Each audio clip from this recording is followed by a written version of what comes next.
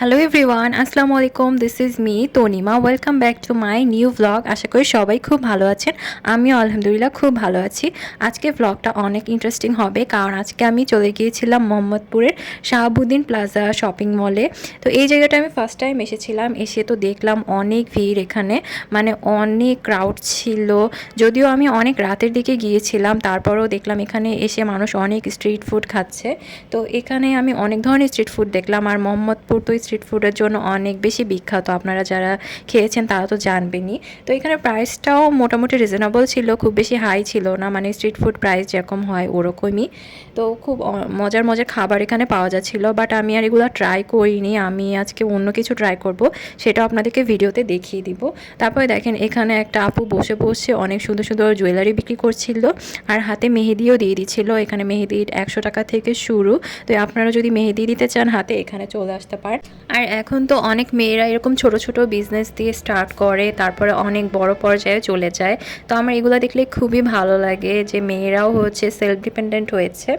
আর দেখেন এখানে কিন্তু এরকম অনেক মানুষ শাড়ি পরে পরে এসেছিল। খুব মানে তখন আসলে বৈশাখের পর পর গিয়েছিলাম, তো এই জন্য আসলে এরকম এনভায়রনমেন্ট পেয়েছিলাম। বাইরে তো ভিড় দেখার পরে ভিতরে ঢুকে গেলাম, বাট ভিতরে হচ্ছে খুব একটা দোকানপাট খোলা ছিল না। ফার্স্টে আমার এই দোকানটা চোখে পড়লো। আর এই দোকানে কিন্তু অনেক সুন্দর সুন্দর নারুটোর হচ্ছে ক্যারেক্টারগুলো পাওয়া যাচ্ছিল। আপনারা যারা এগুলো পছন্দ করেন এখানে এসে কালেক্ট করতে পারেন। এছাড়াও অনেক সুন্দর সুন্দর ড্রেস কালেকশনও ছিল, আমার খুবই ভালো লাগছিল। তবে যদিও আমরা লাস্টের দিকে গিয়েছিলাম, মানে রাতের দিকে, তখন দোকানপাট প্রায় ক্লোজ হয়ে যাচ্ছিল। কিন্তু এই ড্রেসটা আমার ভীষণ ভালো লেগে গিয়েছিল। এত সুন্দর, মানে সি বিচের জন্য একদম পারফেক্ট। তাছাড়াও আরও অনেক সুন্দর সুন্দর কটনের ড্রেস কালেকশন, 1 পিস 2 পিস ছিল। আমার আসলে তখন শপিং করার প্ল্যান ছিল না, এই জন্য আর কিছু শপিং করিনি, বাট দেখছিলাম বেশ ভালো লাগছিলো। আরও কিছু ওয়েস্টার্ন কালেকশনও ছিল, মানে একদম ম্যাচিং করা সেট করা আপনারা ওখানে পেয়ে যাবেন। মানে ওখানে গিয়ে আপনার হাতে বামে ঢুকলে এই দোকানটাতে আপনারা পেয়ে যাবেন। তো এখানে কটন ড্রেসেরও কিন্তু খুব সুন্দর সুন্দর প্রিন্টের 1 পিস ছিল, তারপরে নায়রা কাট 1 পিসগুলো যেগুলো থাকে ওগুলাও ছিল। খুবই ভালো লাগছিল ঘুরে ঘুরে দেখে।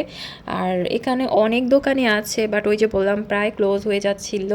আর অনেক সুন্দর সুন্দর জুয়েলারি শপও ছিল। এখানে ওয়াচ কালেকশন দেখে আমার ভালোই লাগছিল। মানে অল্প কিছু ওয়াচ ছিল, বাট আরেকটা দোকান আমি দেখেছিলাম ওইটাতে আরও বেশি ছিল, ওটা আর আমার ক্যাপচার করা হয়নি। নেক্সট টাইম গেলে আরও সুন্দরভাবে ক্যাপচার করে আপনাদেরকে দেখাবো। তো এই যে দেখেন এটা একটা কসমেটিক্স মেকআপ আইটেমের দোকান। এখানে কিন্তু অনেক ধরনের পাঁচ ক্লিপ ছিল। তো আমি এখান থেকে একটা পাঁচ ক্লিপ নিয়েও ছিলাম। তারপর নেল পলিশ, লিপস্টিকের অনেক কালেকশন ছিল, অনেক ভ্যারাইটির ছিল। তারপর হেয়ার কালার, ফলস নেইল এগুলোও ছিল। তো এখানে আসলে মোটামুটি আপনারা সব কিছুই পাবেন, আর ভালো কোয়ালিটিফুল জিনিসও পাবেন। প্রাইস যদিও একটু বেশি আমার কাছে লেগেছে, বাট আপনারা বার্গেনিং করে নিলে হয়তো কমের মধ্যে পেয়ে যাবেন। তারপর এই দোকানটাতে অনেক সুন্দর সুন্দর শাড়ির কালেকশন ছিল, ড্রেস কালেকশন ছিল।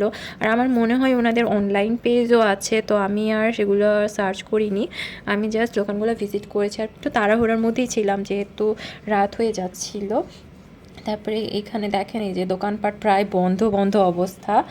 আর এখানে কিছু 1 পিসের ওয়েস্টার্ন কালেকশনও ছিল। তারপরে এই যে জুয়েলারিগুলোও বেশ মোটামুটি ভালোই ছিল, তবে এখানে অত বেশি জুয়েলারি কালেকশন ছিল না। এরপরে আমি যেই শপটাতে যাব ওখানে জুয়েলারি কালেকশনগুলো আমার খুবই ভালো লেগেছিল, বাট আমি তখন নিতে পারিনি। বাট নেক্সট গেলে ইনশাল্লাহ আমি কিছু না কিছু কিনবই ওখান থেকে, কারণ ওখানকার জুয়েলারি আসলে অনেক ইউনিক ছিল।